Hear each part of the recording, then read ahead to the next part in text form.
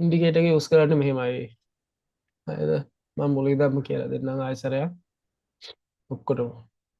හරිනේ.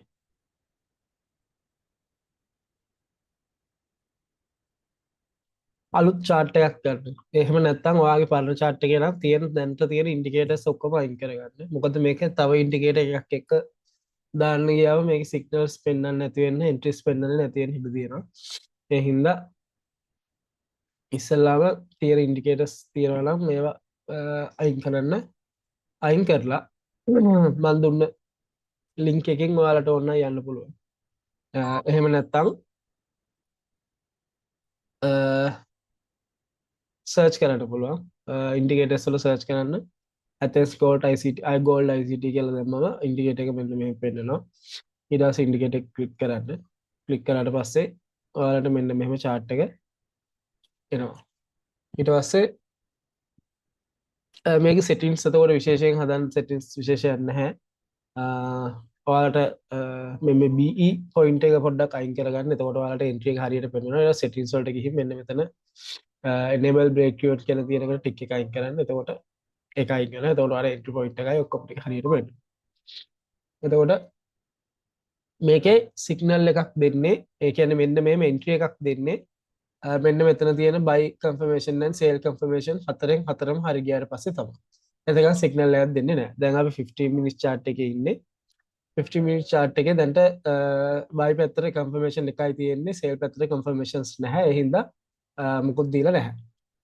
එතකොට අපිට මේකේ දැන් අපි ICT සහ order block fair value gap ඔක්කොම බලන හින්දා එක chart එකක තියෙන structure එක අනිත් chart එකේ නැති වෙන හින්දා මේක මේ 15 minute එකේ තියෙන entry එක වෙන එක පෙන්නන්නේ නැහැ. ඒ හින්දා ඔයාලට විනාඩි 10න් 10ට හරි 5න් 5ට හරි පොඩ්ඩක් chart එක mix කර කර බලන්න වෙනවා. මේ කොහොමද entry එකක් එන්නේ කියලා. එහෙම නැත්නම් ඔයාලට මෙතන settings වලට ගිහින් sorry. මෙතන ඉදි තුනක් තියෙන ඒකට ගිහින් මෙතන alert වලින්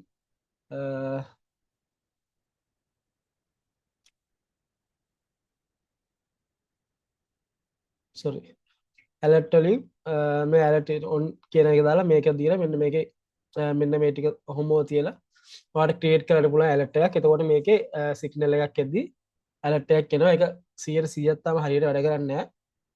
නමුත් ඒක වැඩ කරනවා. ඊට ඔතනින් මම ඉස්සරහට දෙනවා Telegram එකකට කොහොමද alert එක එන්නේ කියලා හදන්න. ඊට පස්සේ හරි එතකොට දැන් 50 minute එකේ entry එක පෙන්වන්නේ මෙහෙමයි. entry එක පෙන්වනකොට මෙන්න මෙහෙම entry එක පෙන්වනවා. ඊට පස්සේ SL එක පෙන්වනවා. TP1 එකයි 2 එකයි පෙන්වනවා. හරි එතකොට ඔයාලට pips 40ක් හරි 50ක් හරි ගියාට පස්සේ shape එකේ break even එකක් කරගන්න පුළුවන්.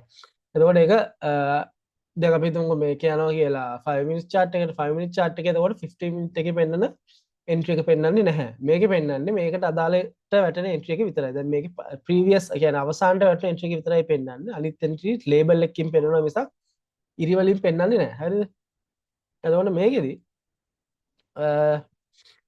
මෙතන පෙන්වනවා ඔයාලට buy confirmation දෙකකින් හතරෙන් දෙකක් තියෙනවා. sell පැත්තටයි buy පැත්තටයි දෙකටම සමානව තියෙනවා. නමුත් entry එකක් පෙන්වන්නේ නැහැ.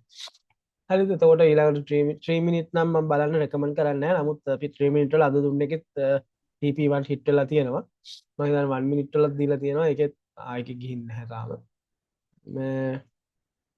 මම recommend කරන්නේ 5 minutes වලට වඩා උඩ බලන්න කියලා. නමුත් 3 minutes වගේ ඔයාලට confirmation ඔයාලගේ පැත්තෙන් confirmation ගන්න පුළුවන් නම් මේ entry එකක් ඔයාලට ගන්න පුළුවන්.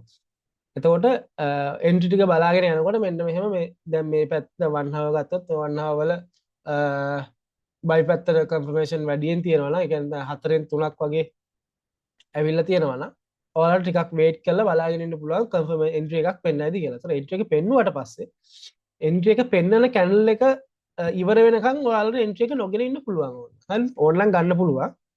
හැබැයි ඕනනම් නොගෙන ඉන්න පුළුවන්. මොකද entry එක පෙන්නන channel එකත් එක්ක entry එක පොඩ්ඩක් move වෙනවා. හරියට තැන fix කරගන්න. ඊට පස්සේ entry එක move වෙලා next channel එකෙන් තමයි entry එක fix වෙන්නේ. එතකොට ඕන නම් එතන fix වෙන තැන ඉඳන් entry එක ගන්න පුළුවන්. හැබැයි entry එක පෙන්නන තැන ඉඳන් SL එකවත් SL එක move වෙන්නේ නැහැ. TP එක entry එකත් එක්ක move වෙනවා. SL එක ඒ විදිහටම තියෙනවා. මේ එතකොට ඔයාලට confirmation එක ඕනනම් මේ ඒ channel එකෙන්ම ගන්න පුළුවන්. එහෙම නැත්නම් අනිත් කැන්ඩල් එක ෆික්ස් වෙනකම් බලන්න පොඩි ටයිම් ෆ්‍රේම් එක තව විනාඩි 5ක් බලන් ඉන්න තියෙන්නේ ඒක මම රෙකමන්ඩ් කරන්නේ ඒ කැන්ඩල් එකේ එන්ට්‍රි එක ඕපන් වුණාට ඊළඟ කැන්ඩල් එක ඕපන් වෙනකම් පොඩ්ඩක් බලන් ඉන්න කියලා මොකද ඒ කැන්ඩල් එකේ එන්ට්‍රි එක ඉන්වැලිඩ් වගේ වෙනවා නම් එන්ට්‍රි එක ඔටෝමැටික් අයින් වෙන වෙලාවල් සමහර වෙලාවට තියෙනවා හරිද එහෙම තමයි මේක එන්ට්‍රි එකක් ගන්න. එතකොට එන්ට්‍රි එක ආවට පස්සේ ඔයාලට එන්ට්‍රි එක අපි හිතමු 3 minutes කියලා 3 minutes එන්ට්‍රි එක ආවට පස්සේ ඔයාලට එන්ට්‍රි එක මෙතන පෙන්නනවා. එන්ට්‍රි එක මෙතනින් ගන්න පුළුවන්. ඔයාලට අදාළ SL එක තියාගන්න පුළුවන්. මේ SL එක ඔයාලට වැඩි නම් ඔයාලට SL එක අඩු කරගන්න පුළුවන්. ඊළඟට මෙතන TP1 තියෙනවා TP2 පෙන්නනවා. ඊට පස්සේ ඔයාලට මෙන්න මේ හරියෙන් මේ මැද හරියෙන් ඕනනම් B level එකක් තියාගෙන මාකට් එක මේ හරියට යද්දී පොසිෂන් එක B කරගෙන අයින් වෙන මේ බලාගෙන ඉන්න පුළුවන්. ඒතකොට පොසිෂන් එක බීත් වෙනවා ඔන්න මේ හරිය half close කරගන්නත් පුළුවන් පොසිෂන් එක half close උත් වෙනවා ඒ වගේ ඔප්ෂන් එක ඔයාලට යන්න පුළුවන් එතකොට settings වලට ඕන නම් ඔයාලට ඒ කියන්නේ TP එක තව වැඩි කරගන්න ඕන නම් එතන පෙන්නනවා ඔයාලට TP මේ තියෙන discrete ratio එක පෙන්නනවා එතන ඔයාලට 2ට 3ද 4ද කියලා ඔයාලට කැමති එකක් දාගන්න පුළුවන් ඒතකොට ඔයාලට ඒකට අදාළ ගන්න පෙන්නනවා ඕක තමයි ඉන්ඩිකේටර් එක ඔහොම තමයි ඉන්ඩිකේටර් එක වැඩ කරන්නේ ඔයාලට ප්‍රශ්න තියෙනවද එතකොට blue line එකෙන් තමයි entry price එක පෙන්වන්නේ. ඔව් blue line එක තමයි entry price එක මේ entry කියලා ගහලා තියෙන්නේ හ්ම්. blue line එක entry price එක red line එක SL එක TP1 එකයි 2 එකයි green line හරි. Okay. හරිනේ ඒක ගැන ප්‍රශ්න තියෙනවද තව